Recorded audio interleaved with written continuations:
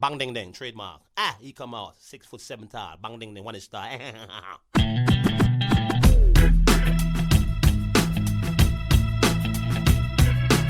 dong ding dong ding dong ding dong ding dong ding dong ding. It is a perfect day. Woke up to the sound of the garbage truck again. Upstairs neighbor's toilet's leaking on my head. Cars broke down, I missed the bus, there runs a 10. I had a feeling this was a day to stay in bed. I finally left my pad right on the jumbo's cloud roof. A police officer pulled out his gun and said, I said, so you got the wrong guy. I guess it's just a perfect day. It's just a perfect day. Na, na, na, na,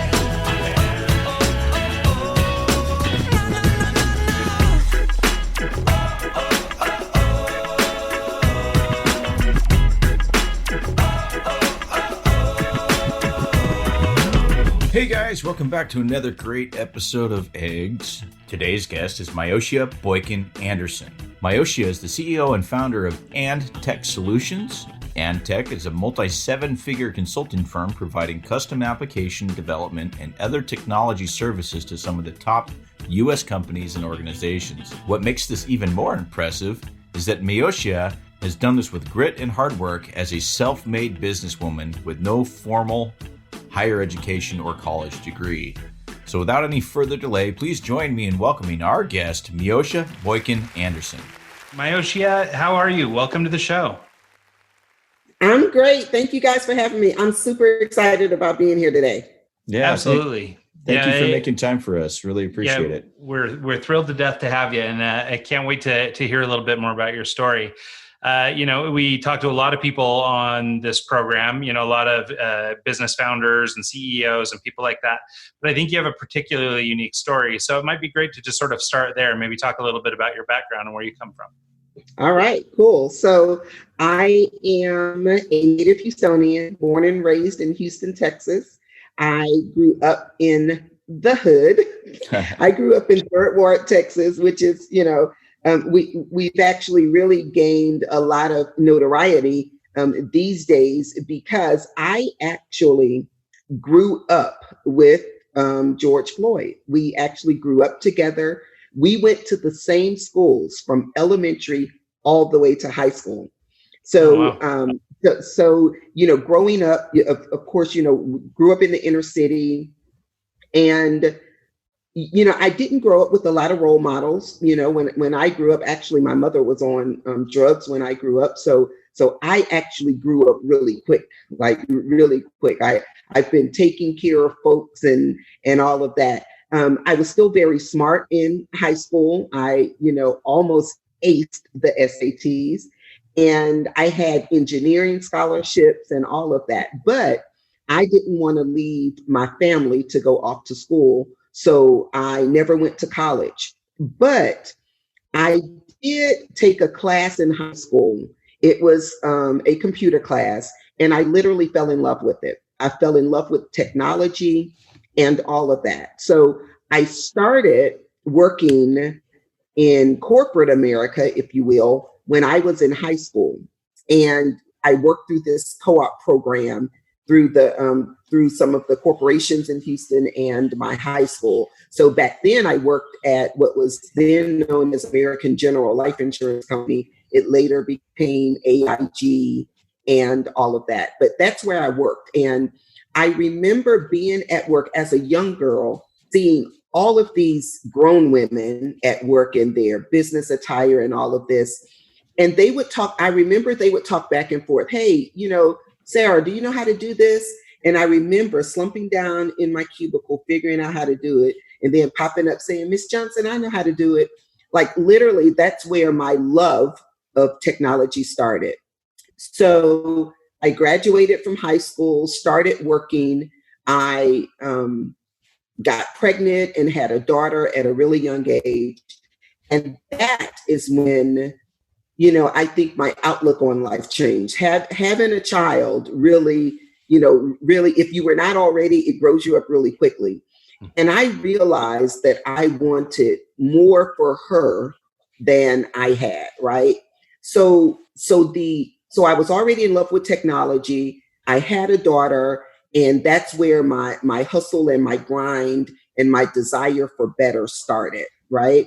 And I remember working this job. I thought I had literally arrived. It was a great IT job. I was working for a systems integration company, and I was making pretty good money, but I was still a single parent. I was living paycheck to paycheck. And one day, my supervisor came into the office and said, "We've decided to close the office." And it devastated me. It literally devastated me. But I determined that day, and this was in February of 1998, I determined that day that nobody would ever have that power over me again, to determine where I would get my next dollar from, or how I would be able to take care of my family. And that's when the entrepreneurial bug was born. I didn't know how I was going to do it, because my initial responsibility was to go out and get another job. But I decided that day that I was going to start my own business, because I didn't want anybody else to ever come in and tell me I was fired, or we were closing the business, or any of that. So it took 9 months to actually start my business, but I did it. And 22 years later, here I am, an entrepreneur, having grown my IT consulting and strategy company to where it is today. And, the journey has been quite an interesting one, but I literally wouldn't take nothing for it. Okay. So AndTech, is that your business, AndTech? Yes. Did you start that in 98 right after you got let go, or was that, did that evolve Actually, later? This is my second company, actually. So the first one I started, it was funny because the day I started my business, I didn't know the first thing about running a business, had never been to college. I didn't even know what I was going to call my business. And the way I started it was that day when they told me they were closing the company. It was devastating, yes. But a lesson that I learned that day was how to see opportunity in every situation. So when I was leaving, after she asked me to help her close the office, because they literally said they were closing the office that day. Like I was literally devastated. But I remember thinking, not only am I going to be out of a job, but all of the clients that I served were going to be out of a service provider because they were closing. So I actually took that list and I started calling each of them. It took 9 months of them telling me no and me saying, well, do you mind if I call you next month? It took 9 months of that for me to get my first, not yes, but as a matter of fact. And I literally started my first company on that. So the first company I started in 1998, I ran that company for about 10 years, actually. And in 2008, I closed, actually the end of 2007. I took the whole year of 2008 to, take all of those lessons learned and all of those bumps across my head and, bumps on my butt, throughout that time. And I came back bigger and better. I started AndTech Solutions in January of 2009. And here we are 11 years later in this particular business. Yeah, that's great. So, I mean, obviously a lot to unpack in there. One of the things I want to just talk about that I've sort of observed, and I mean, I can even see it just now, you're sitting here with a smile on your face. Like you clearly have I guess sort of a point of view that, is optimistic to begin with, right? You were able to recognize these patterns. You're able to see these opportunities. And I think so much of that has to do with just sort of the headspace we're in, right? So, however, as you describe your story, you're talking about, hard times growing up, entering into a sort of motherhood at an early age and maybe like subprime conditions, like everything wasn't exactly right, yet here you are powering through and your head's kind of in the right spot and you're able to chase down this passion. Can you point to, are there any specific things that happened in you? Or are you just sort of naturally this way? Or was there something that you had to cultivate to sort of, I guess, be prepared to look at life this way? Yeah, I think it's a combination of a lot of things, but I'll tell you, I think first and foremost, it is my faith. It's literally my faith. I am unapologetically a Christian. And I truly believe that that faith in a God that's much bigger than me can provide big things for me. And I've literally held on to that from the way I think about my business. I dream big and I think big, and that makes me do big. So that has such a big impact on my outlook, because I tell you another thing, when you talk about headspace, my mindset now, I mean, this smile is on my face every day. It could be a storm all around me, and this smile is still going to be on my face, because no matter what's going on here, I know that it's worse somewhere else. So, I literally have a, buckle up, let's take this ride. Like literally, and I approach that in everything I do. Now, that doesn't mean, sometimes I'm sitting, in the room, bawling my eyes out and, and all of that. It doesn't mean that, but it does mean that I'm not going to stay in that place, right? Mm. That I'm going to feel whatever it is I need to feel. And then I'm keeping it moving. Like there is too much out there for me to do, and too many people watching what I do. I want to make sure that I'm living out loud, not only in front of my children and my family, but, the team that I employ, and, and those that I mentor and encourage and coach and all of that stuff. I want to live out loud. So this smile is going to always be plastered across my face. Yeah, no, I love that. I think that's really great. And, especially given sort of your hard background, and I don't want to make too many assumptions about it or anything, but definitely finding your faith and having some understanding of, I guess, looking to find something that is stable in a world that's otherwise chaotic, I think probably would help a lot of people, whether it is faith-based or it's something else, just to find something that you can sort of cling on to that is rigid and concrete in your life, especially if you're exposed to a lot of chaos or, some difficult situations. I think that's a really critical point. So I think that's great. So yeah. Also just your interest in sort of, being a role model to others and sort of leading that way, I think is really important as well. I think, smiles and happiness are so infectious, and especially, as we're dealing with sort of COVID and all these times right now, and so many people are hurting or afraid or whatever else, I think to see kind of a bright light every now and then is really useful. So that's great that you're that way. So in 2008, you started AndTech. Was the previous company a tech-based company as well? Why did you pick tech, and how did not having a college degree play into that? I mean, tech is one of those fields where you can do an online kind of approach and get into the tech industry without a degree. How did that work for you? And what's it like being, the non-degree person in the tech field? I mean, that's got to be hard to overcome. And then also being a minority in the tech field as well. Can you talk about that a little bit? Oh, yes, definitely. Because it's like it literally is what it is. I am a Black woman in tech, and it is, without a degree. So it's definitely outside of the norm, right? So I chose tech, and I really think tech chose me. It sounds so cheesy. Tech chose me. But it really did. And I was thinking about this maybe a few months ago, but I was thinking about why tech, right? And I really think that, so I first got exposed to it in high school. And during those times, there was so much in my life that I couldn't control. The fact that I had found something that could literally be broken, and I can figure it out, right? And I truly believe that that's why I developed this passion for technology, because it allowed me to be a natural problem solver, right? And a natural analyzer, where I couldn't solve any of the other problems that were going on around me. So I truly believe that that's it. I am self-taught. Like, I literally have this mantra where I learn something new every day. And especially in the world of tech, I am constantly teaching myself something new, and, reading something new and ingesting something new, all of that. And it's not even all tech either. I just really have this philosophy that we just need to learn something new every day, even if it's, how many different types of watermelon are there, or whatever.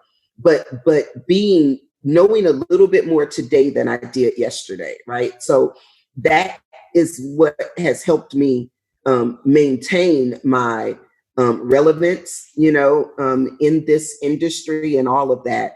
I literally just, I teach myself something new every day. I'm always staying on top of the latest thing that's out there. I'm always learning the new programming language, or now getting to a point where, as I identify what that new language is, I'm going to hire somebody that's a badass in it, right?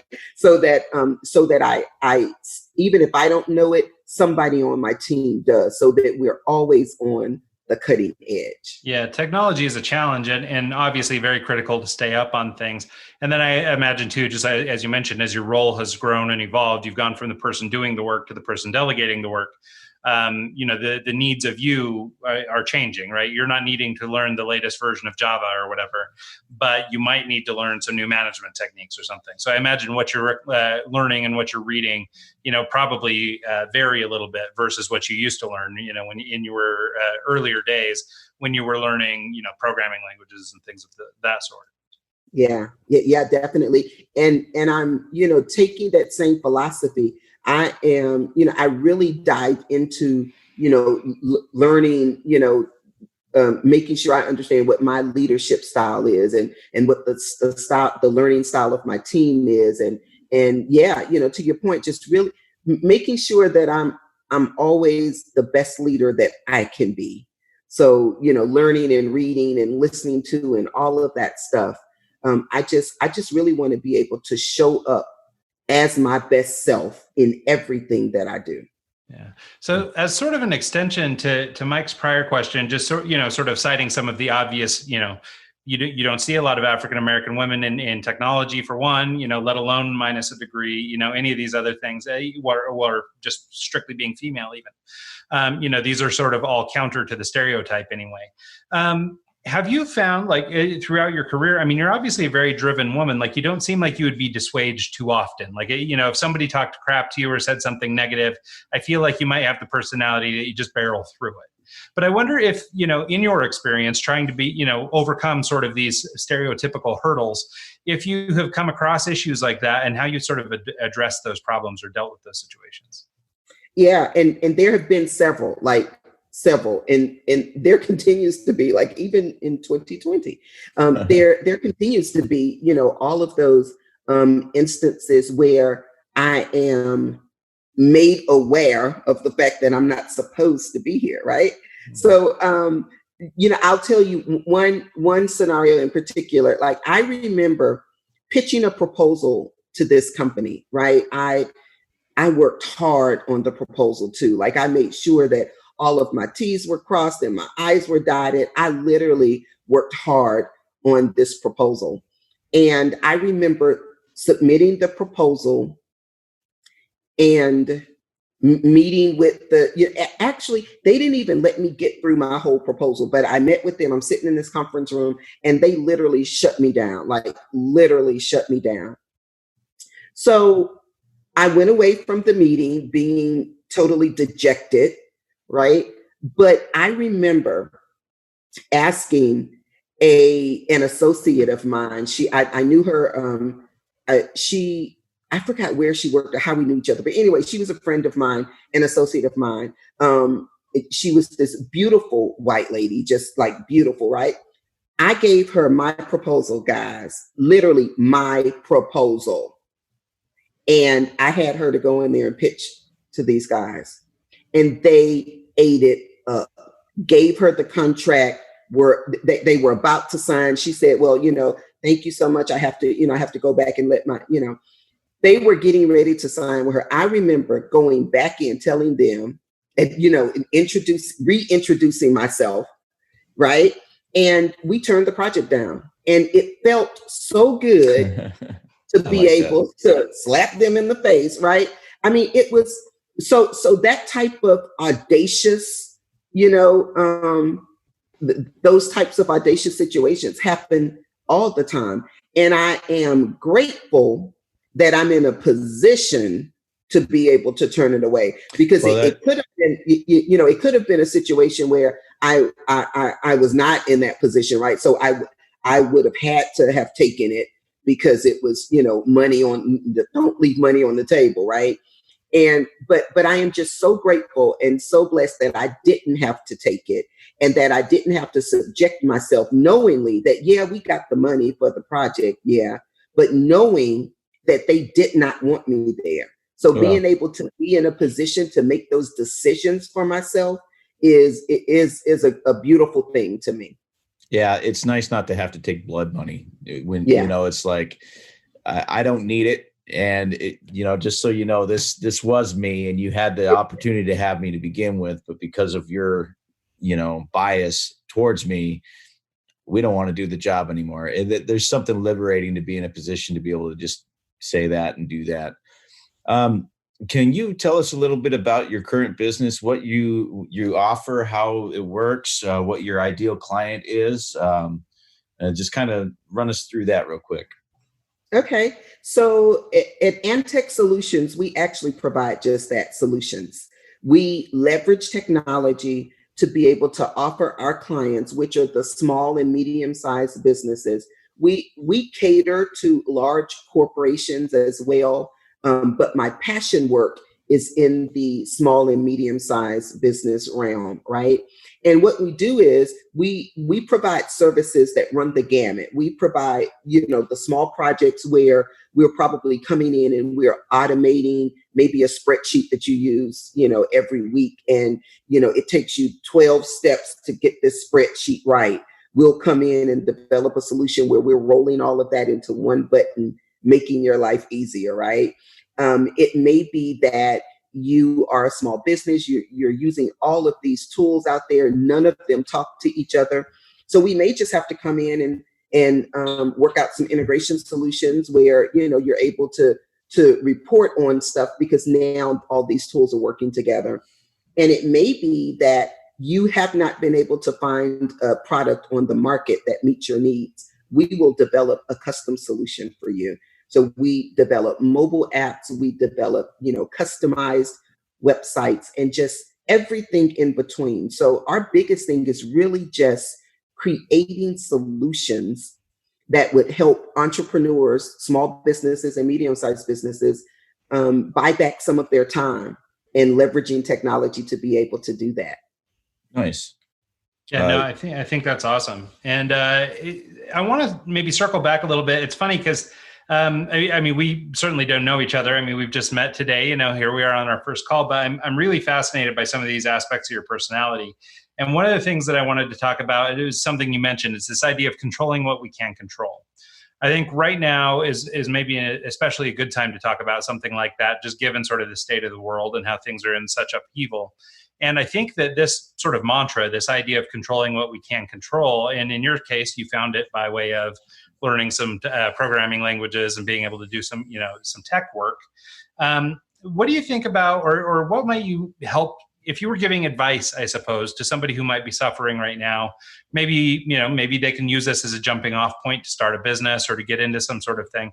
What could you talk to them about, control and just sort of, I guess, a little bit of rolling with things or being a little fluid in change? Yeah, I would really say, it's like you said, especially in times like this, we could really make ourselves sick trying to just worry about the stuff that we cannot control.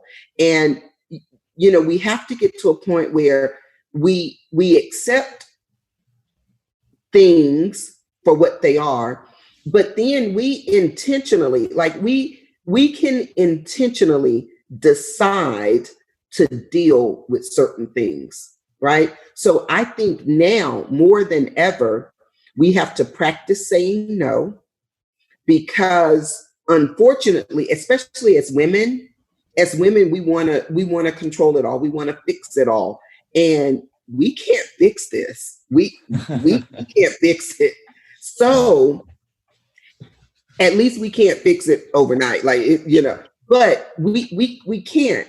And if we try, to fight that unfightable, battle too much, it would literally make us sick. So learning how to say no, we do not have to do it all, right? I had this thought the other day that, now we are forced to be in the same house with the people that, we live with. And that could be stressful in itself, right? But I had this thought the other day that, you know what? Who cares that he didn't fold the towels the way I want the towels folded? The towels got folded. Say, have you met my wife? Like, you sound like my wife. Because I'll tell you, I'm particular about that towel thing. It's a double fold. It's a fold back and forth. You have to do it like that. But I thought about it. Guess what? I didn't have to fold it. And it really helps me if I don't look at it too much. So yeah, don't look. But the towels are folded and I did not have to do it. So just stuff like that. From a business perspective, things look different now. Like things are just different.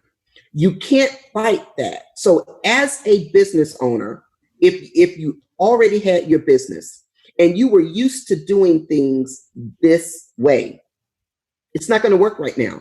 It's just not going to work. So rather than try to fight it, then all you have to do is shift it.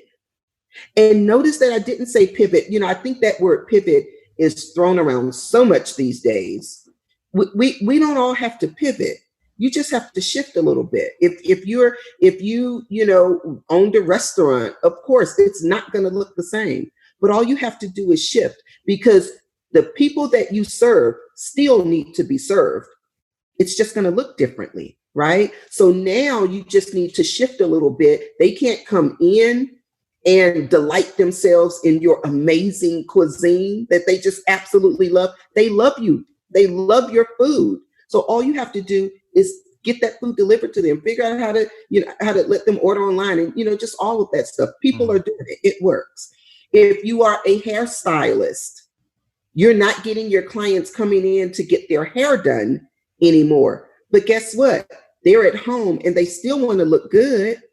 So all you have to do now is shift a little bit. And those amazing products that you use in the shop, put together a hair maintenance basket and sell that, right? So the way we serve is going to look different, but we still need to serve as business owners, right? And for those of you who have not started your business yet, and you've been talking about it, well, if only I could do this. Well, I can't do it because I'm working 9 to 5. And by the time I get home, guess what?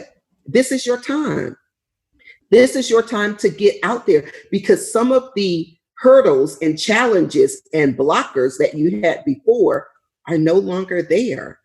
You can do it. Trust me, you can do it. And I'm talking to you and you and you and you. I'm talking to you. You can definitely do it. I promise you, you can do it. Well, yeah, no, I love that. Sorry, go ahead. I'm actually kind of in a weird situation myself right now. I'm a nightclub DJ. Like that's my normal income, is playing in venues, and venues are closed.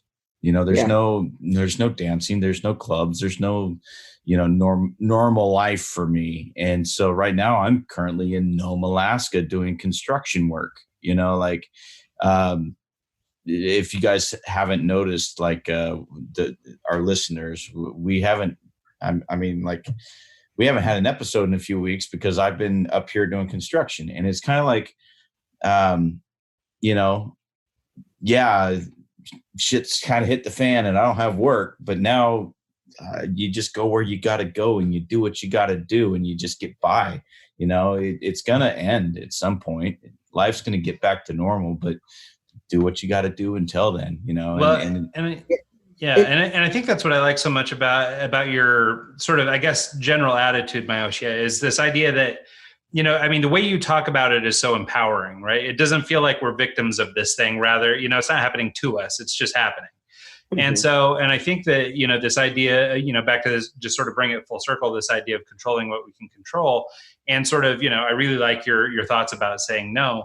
I think being able to sort of look at what's going on right now as an opportunity. I mean, first of all, it's a mindset, but I think there's a lot of people who are focused, and like I do a lot of work in and around like remote work and things like that. And so I'm constantly being interviewed on this topic, the new normal. And I just, it makes me crazy because like I keep saying there is no new normal. Like today is normal and tomorrow will be normal. And, you know, there might be some chaos or whatever going around, but, you know, to your idea that, you know, we can't control all this stuff. So let's just, you know, get a wrap on what we can do, but make the best out of it and shift or move, you know, do what we can do. You know, I mean, Mike's, you know, obviously not wanting to just like do construction work, but he had to make a shift that was smart. And who knows what this will bear? You know, he's working with great people. He's, you know, having some great opportunities.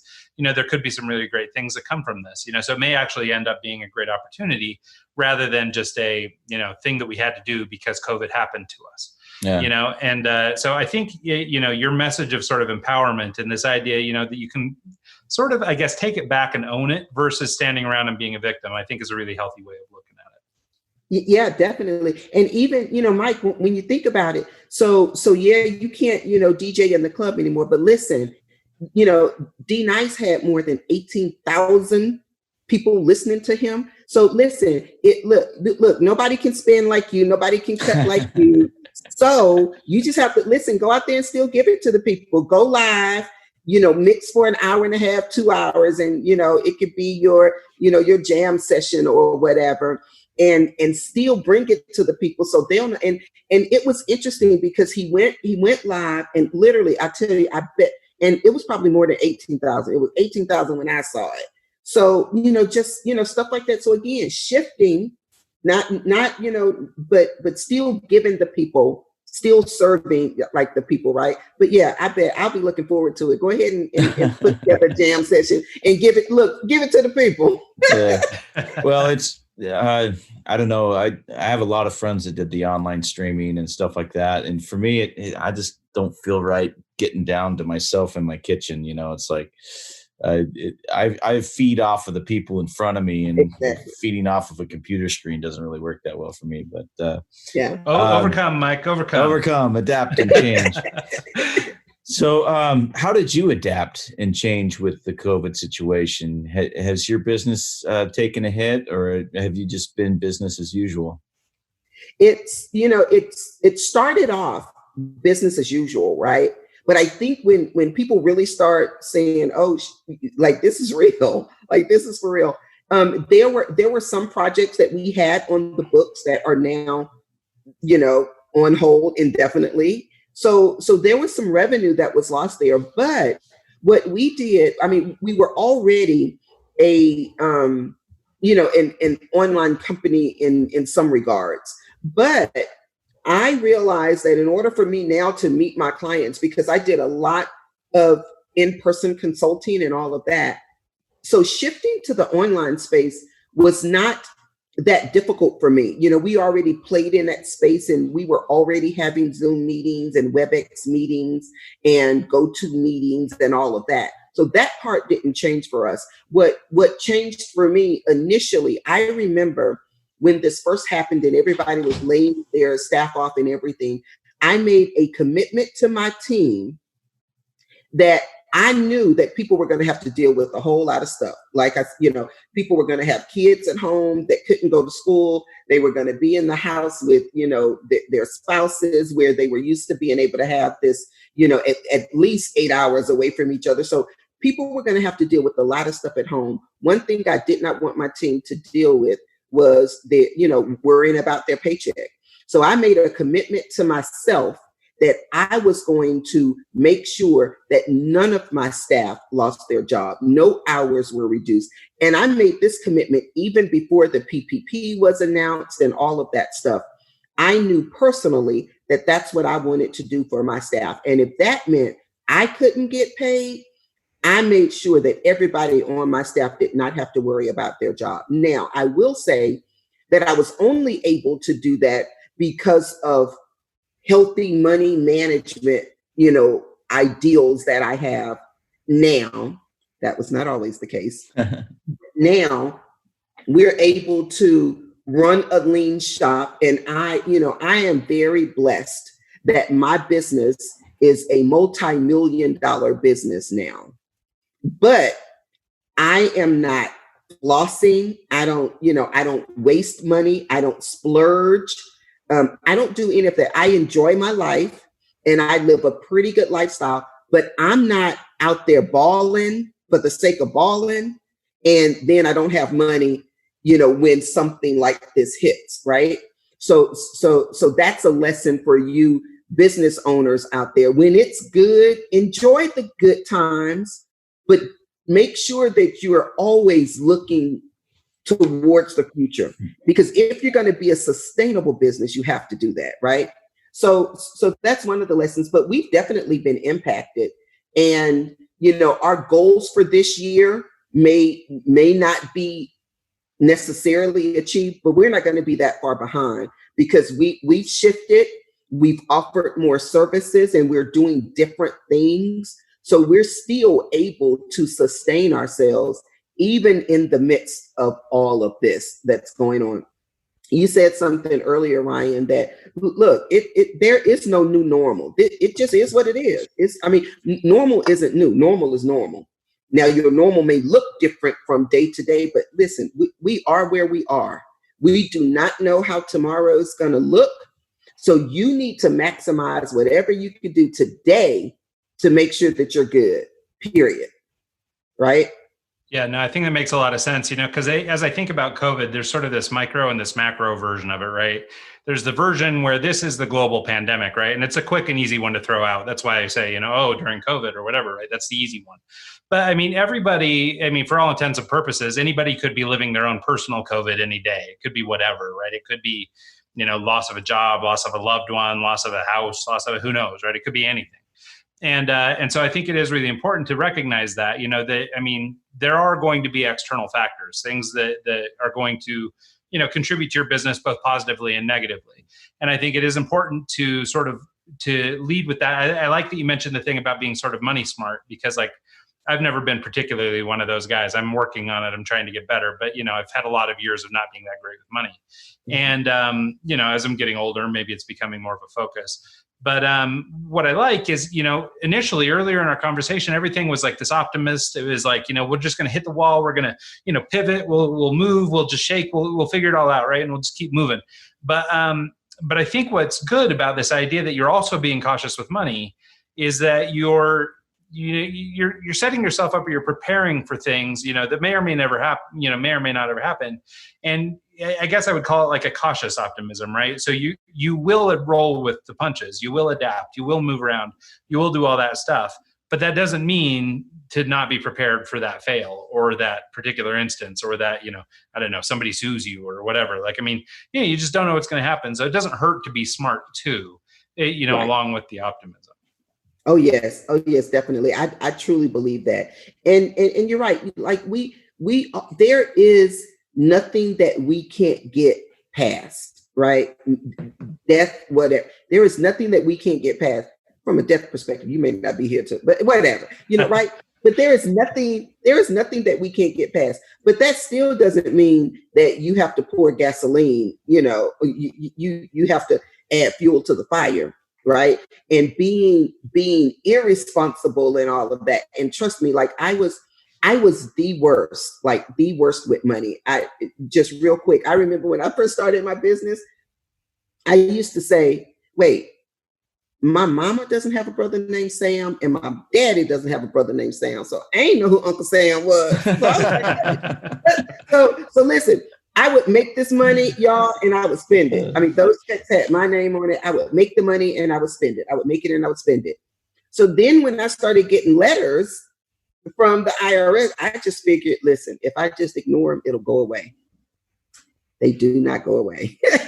So I wasn't always that person. And it's grown over time. And now that I'm really trying to create this legacy, right? This legacy that I can leave. I've gotten much smarter and much more responsible with the resources So I'm trying to be a good steward now over all of my resources. Yeah, and I imagine a little bit of it has to do with just sort of the state or the spot you are in business. Like for example, with me, I'm a little bit that way. Get it, spend it, get it, spend it.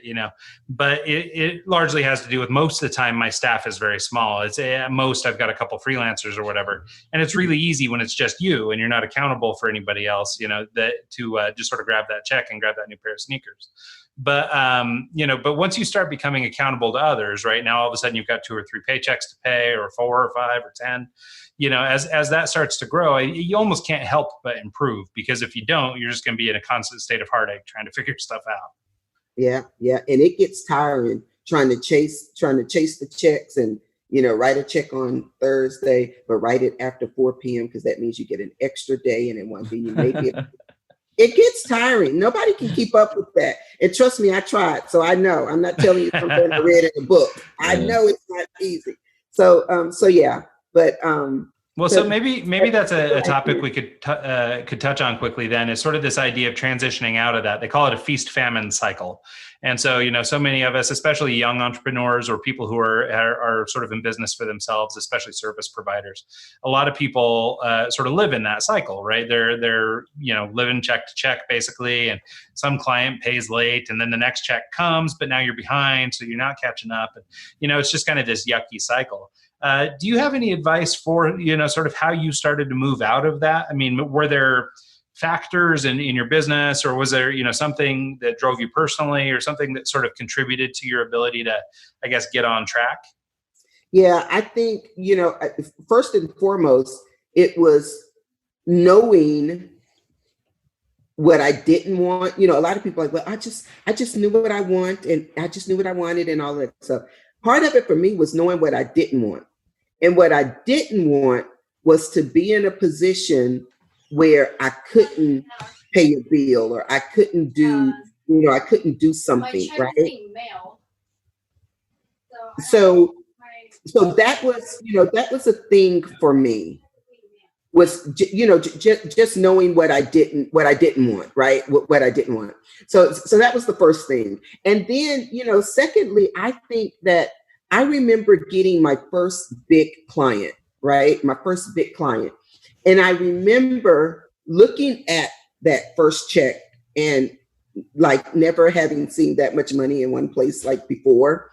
And it took a lot for me to be able to say, okay, I have this, but I don't know if I'm going to get another one that looks like this. And I need to be able to prepare for this. So it wasn't until, I'll tell you, it was probably not until maybe 2010 before I really got serious, right, about money management and all of that.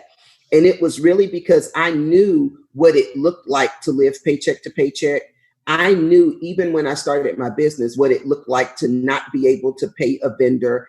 And I also knew what it looked like to rack up all of these late charges and overdraft fees, and I mean, just all of that stuff. And I thought about what I could be doing with all of that extra money that I'm putting out that I didn't have to. So it was all about that. And then just being able to look to the future and know that I wanted to build something that was bigger than me. And that forced me into making better decisions and, and all of that stuff. But it didn't happen overnight. Like even when I think the light bulb switched, the money didn't switch like the light bulb did. So it took a while to get there, but at least I put one foot in front of the other, and I just said, okay, we're going to start this. And it was difficult to the point where I literally had to, so that I could stay on track, I had to get envelopes, and I would split money up in the just so that I can keep myself, because if I saw it in one place, I thought I could use it, right? So I literally started breaking stuff up. And when the envelope was empty, the envelope was just empty, and I had to wait till I got some more money in the envelope again. But I literally had to do that. I had to force myself into it, and that's how it worked for me. That's a great budgeting technique. I've heard of other people doing that as well, just separating it up. Like, this is my car payment. This is what I get to eat with. This is what I get for this. And it really makes you kind of think, it's not never ending. I actually can only live on $100 a month with food or whatever. It really kind of opens your eyes to, hey, budgets are important. And right. It was so funny because when you use the money that was in the eating out, envelope, you're like, oh well, right? So it makes you appreciate ramen noodles. And like now, even to this day, guys, I still love ramen noodles. Oh, yes. It's all about the egg. You crack the egg and you do the hot sauce. Oh my goodness! Yeah. And look, now it's a whole thing, right? They have ramen restaurants. Like it's a whole thing now. So it's just funny. Yeah, no, I love those. I've been to a couple of those ramen spots, and I will say I still feel wrong paying like $13 for a bowl of ramen. But every time I kick myself for not starting that one. Because I go, oh, okay, somebody's making $13 a bowl of ramen right now. Exactly. This stuff costs a dime. They only paid 17 cents for all the ingredients. Yeah, no. So one of the things that was on your bio sheet that I actually thought was kind of interesting, I thought maybe you could talk to, is this idea of maintaining a balanced rhythm. I think I have some idea of what that means, but I think, and we probably touched on aspects of it, but I wonder if you talk a little bit about just sort of that, what that means to you. Yeah, it's the whole idea that, I'm, all up and I'm bubbly and, all of that. But when I hit a hurdle, I let myself go over the hurdle, right? And I roll with it, right? It's also the idea that I've learned that you can work smarter and not harder. Like I used to kill myself staying up at, late hours at night and, all of that stuff. And I don't have to do that anymore because I work smarter now. I used to not be able to go on vacations with my family because I was working all the time. I used to have this saying, oh, I'm a business owner. I work 25/8. That's not cute. It's not cute. It's literally not sustainable, but I used to actually do that. So now I understand that I'm going to get done what I could get done. But that means that I'm also going to have to be intentional about maximizing my time, multiplying myself, right? So I had to learn that, while I can't clone myself technically, I could definitely multiply myself in that I can pour into others. I can record what I can. So when I do get to a point where I cannot record a live podcast or whatever, at least I have 4 or 5 episodes in the back. I don't even have a podcast. But I go live in my Facebook group and all of that stuff every day at 1:00. But what I've done is I have some stuff recorded. So when I get to a point where I can't do it, I'm not stressed out about it because I've already planned for it. So multiplying myself, maximizing my time, learning how to say no. And that took some practice, like literally some practice. I remember getting in the mirror, like get in the mirror. No, no, now, hell now, just all of that, right? But just being able to do that so that you don't feel like you have to do it all. And that's where that balanced rhythm comes in. You are being productive at work, but you are being productive at home. You're being present for your family. You are living out loud in front of the folks that it matters to and all of that stuff. So it's really just balanced, but you're doing it like clockwork. It's rhythm, right? You're just doing it. Yeah, I think that's great. I know, like, even in my own life, like I work in marketing and advertising, and the culture is to kill yourself and work all night and all that kind of stuff. And I remember for the longest time when people would be like, oh, hey, how's it going? I'd always be like, oh, I'm so busy. I'm busy. And I've actually caught myself slipping back into that a little bit lately. And I started making this conscious shift where it was when people would ask me how I'm doing, it would be like, oh, I'm doing great, or I'm, better now, or, whatever. But I would try and just get it off of this idea that I'm too busy for everything, mm-hmm. and, shift into something that was much more, I guess, present in that moment. Right. So it's, I think that's a really good point. And it sort of, wraps up this discussion about mindset. Hey, as we're getting here to the last couple minutes of the show, can we just kind of hear from you where people can get in touch online, where they can find you, websites, that kind of good stuff? Yeah. So the name of my company is AndTech Solutions. So our web address is andtechllc.com. On social media, we are AndTech. Personally, I am Myoshia Boykin-Anderson on Facebook. I am Miss Myoshia on Instagram. Also, I just created this private Facebook group. I kind of mentioned it a little while ago. It's called Business Empowerment Through Technology. The acronyms are BET. So I typically will say, you bet, encouraging people, you bet. But it's all about empowerment. And we talk about, mindset and personal stuff and everything. I'm in there every day at 1:00 really quickly. Like I try to not be in there more than like 11 or 12 minutes. I just get in there, say something quick and pop out. But it's really been interesting to engage with people. So again, the name of the Facebook group is Business Empowerment Through Technology, and the acronyms are BET. And I would, love to see people there. Awesome. That's awesome. Yeah. Thank you so much for your time. Really appreciate it. And I enjoyed our conversation. And thanks again. Yeah, no, this was awesome, Myoshia. It was great. A pleasure meeting you, and really grateful for your time. All right. Thank you guys so much. I had a blast. Thank y'all for having me. Yeah, absolutely. And thanks to everybody who tunes in this week and every week, and we'll see y'all next time.